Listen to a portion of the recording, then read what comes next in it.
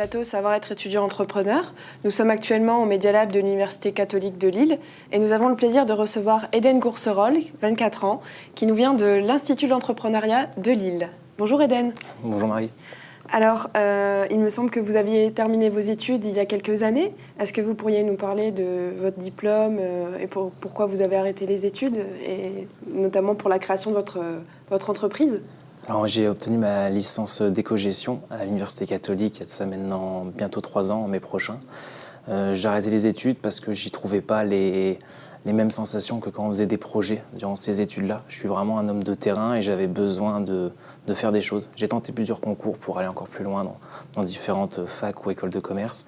Mais voilà, ça n'a pas accroché du tout.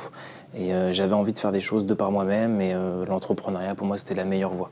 J'aurais pu continuer jusqu'à mon master et faire de l'entrepreneuriat, mais c'était 2 ans perdus pour moi. Voilà, donc il me semble plus que votre formation vous a formé donc à la création d'entreprise. C'est ça qui vous a donné le goût ? Comment...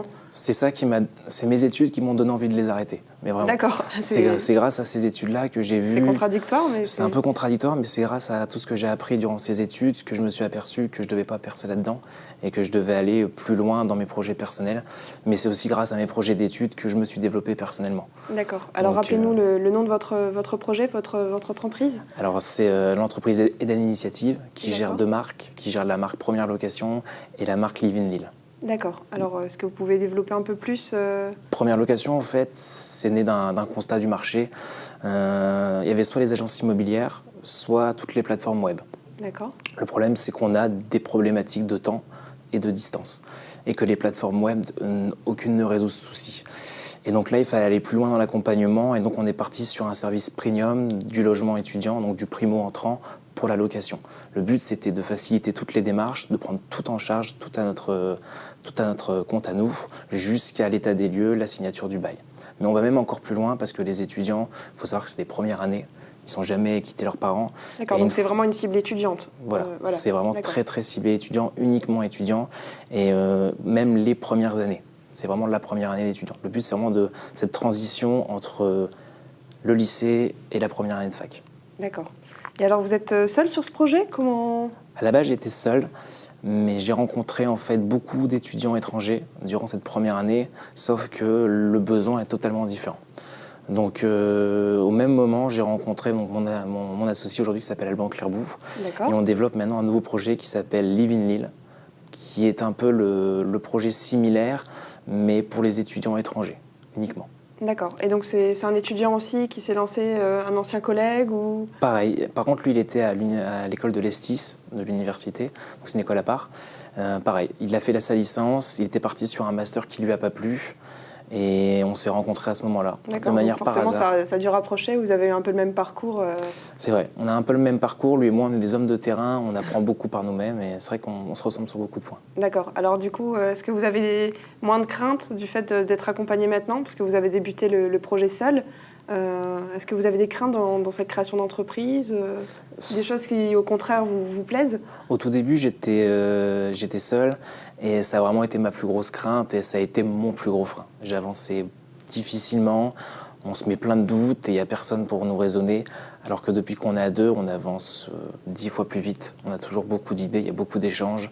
On travaille bien mieux et c'était ça vraiment une de mes plus grosses craintes. Alors d'aujourd'hui, j'ai pas vraiment de crainte sur mon projet. Le seul hic aujourd'hui, c'est que ça avance pas assez vite. Ah bon, d'accord. Pourtant, il y a une deuxième marque qui se crée, donc c'est vrai que c'est bien. Ça challenge à nouveau, ça relance... C'est un deuxième positionnement, c'est toujours pour capter de plus en plus de demandes. D'accord. Et au niveau des satisfactions, alors ? Là, à l'heure d'aujourd'hui, on est toujours en stade de développement.